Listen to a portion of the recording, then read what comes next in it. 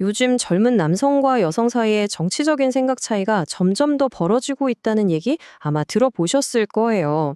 이게 그냥 단순한 의견 차이를 넘어서요. 마치 두 그룹이 완전히 다른 세상을 살고 있는 것처럼 보일 정도거든요. 오늘 우리가 파헤쳐 볼 이야기는 바로 이 질문에서 시작됩니다. 도대체 무엇이 이들을 이렇게 서로 다른 길로 가게 만드는 걸까요? 자, 그럼 지금부터 그 속으로 한번 깊이 들어가 보시죠. 이 모든 논의를 촉발시킨 정말 놀라운 그래프가 하나 있습니다. 바로 지금 보시는 건데요.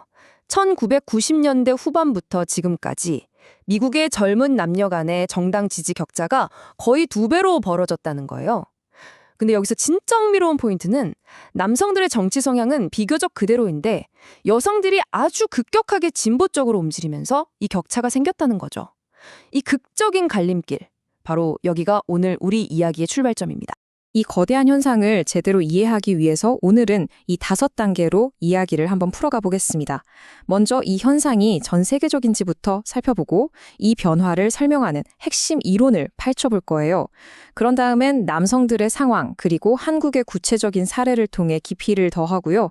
마지막으로 이 길이 과연 어디로 향하고 있는지 전망해 보겠습니다. 자, 첫 번째 파트입니다. 가장 먼저 짚고 넘어가야 할 점은요, 이 정치적 분열, 이게 단순히 미국만의 현상이 아니라는 겁니다. 이건 지금 전 세계적으로 일어나고 있는 일이에요. 실제로 파이낸셜 타임스가 분석한 걸 보면요. 영국, 독일, 캐나다, 그리고 여기 보이는 바로 우리, 대한민국을 포함해서 전 세계 수십 개의 선진국에서 이 현상이 거의 동시에 나타나고 있어요. 젊은 여성들은 점점 더 진보적인 입장으로, 젊은 남성들은 현재 상태를 유지하거나 보수적인 입장으로 가는 아주 거대한 흐름이 관찰되고 있는 거죠.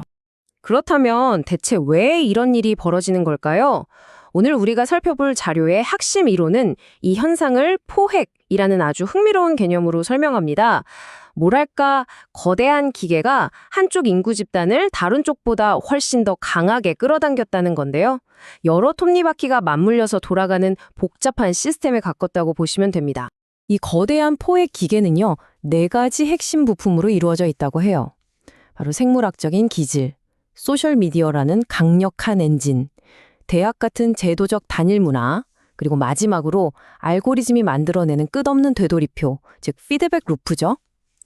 이 4가지가 어떻게 서로 작용하면서 이 엄청난 변화를 만들어냈는지 하나씩 뜯어보겠습니다.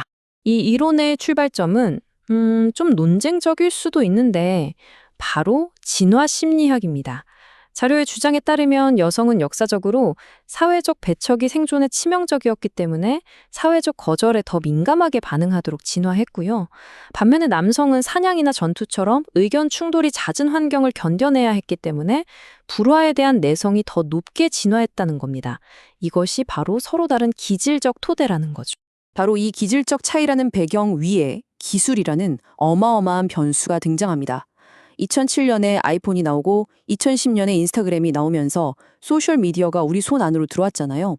이 이론은 바로 이 모바일 소셜미디어가 폭발적으로 늘어난 시점이 여성들의 정치적 변화가 빨라진 시점과 정확히 일치한다고 지적해요. 여기서 진짜 소름 돋는 부분이 있습니다. 지금 그래프에서 강조된 것처럼 스마트폰 보급이 빨라진 2007년에서 2010년 사이의 기간이랑 여성들의 진보화 움직임이 급격하게 가팔라진 시점이 정확히 겹친다는 거예요. 과연 우연의 이치일까요? 이 이론은 바로 이 두 현상 사이에 아주 강력한 인과관계가 있다고 주장하는 겁니다. 세 번째 톱니바퀴는 바로 환경입니다. 자료를 보면요. 오늘날 대학생의 60%는 여성이고 졸업 후에도 미디어나 교육, 비영리 단체처럼 여성이 다수인 특정 분야로 많이 진출하는 경향이 있죠.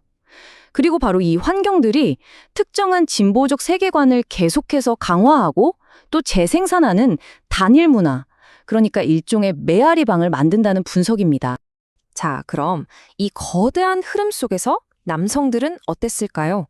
이 이론은 남성들이 이 포획에서 자유로웠던 게 아니라 완전히 다른 방식으로 포획되었다고 설명합니다. 균형 잡힌 시각을 위해서 이제 그들의 이야기를 들어볼 차례입니다. 이 슬라이드가 두 그룹의 서로 다른 포획 방식을 아주 명확하게 보여주네요. 자료의 이론에 따르면 여성의 포획은 동의하지 않으면 사회적으로 고립된다는 합의에 대한 압박, 즉 이념적 수능의 형태였습니다. 반면에 남성의 포획은 달랐어요. 포르노나 비디오 게임, 또 분노를 유발하는 온라인 콘텐츠가 주는 끝없는 도파민에 빠져서 현실에서 점점 멀어지는 위축과 수동성의 형태였다는 거죠. 그런데 바로 여기서 아주 중요한 반전이 일어납니다. 오랫동안 거의 움직이지 않던 남성들의 정치 성향 그래프가 드디어 움직이기 시작했다는 겁니다. 최근 데이터를 보면 그들이 수동성에서 벗어나서 오히려 적극적으로 오른쪽으로 이동하고 있는 게 보이기 시작했어요. 어쩌면 이 수동성이 능동적인 반대로 바뀌고 있는 신호일지도 모릅니다. 자, 그럼 이 추상적인 이론이 현실 세계에서는 어떻게 작동하는지 알아보기 위해서 자료에서 가장 극단적인 사례로 꼽은 대한민국을 집중적으로 살펴보겠습니다. 한국의 상황은 이 거대한 퍼즐을 푸는데 아주 중요한 단서를 제공하거든요. 먼저 이 숫자부터 보시죠. 32%. 이게 바로 OECD 국가 중에서 최고 수준인 한국의 성별 임금 격차입니다. 이 숫자는 그냥 통계가 아니라요. 지금부터 우리가 살펴볼 한국 사회의 아주 날카로운 경제적 긴장 상태를 상징하는 배경이 됩니다.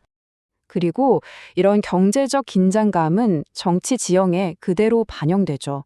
다음 숫자는 55%입니다. 바로 한국의 젊은 여성 중 진보 성향의 정당을 지지하는 비율이에요. 방금 본 경제적 현실과 절대 무관해 보이지 않죠? 그리고 마지막으로 이 모든 이야기를 한층 더 복잡하게 만드는 숫자, 42%입니다.